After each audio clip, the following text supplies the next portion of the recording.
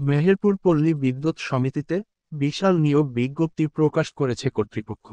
মেহেরপুর ভৌগোলিক এলাকার বাসিন্দারা ছাড়া অন্য সকল জেলার প্রার্থীরা আবেদন করতে পারবেন। পদের নাম মিটার রিডার কাম মেসেঞ্জার, চুক্তিভিত্তিক। পদ সংখ্যা ৭১টি, তবে পদ সংখ্যা কম বেশি হতে পারে।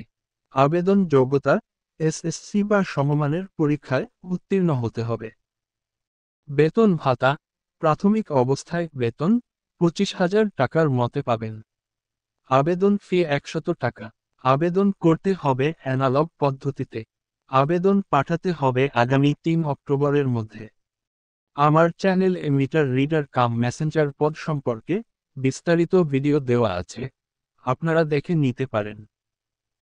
আমার চ্যানেলে নতুন হয়ে থাকলে চ্যানেলটি সাবস্ক্রাইবও করে পাশে থাকবেন।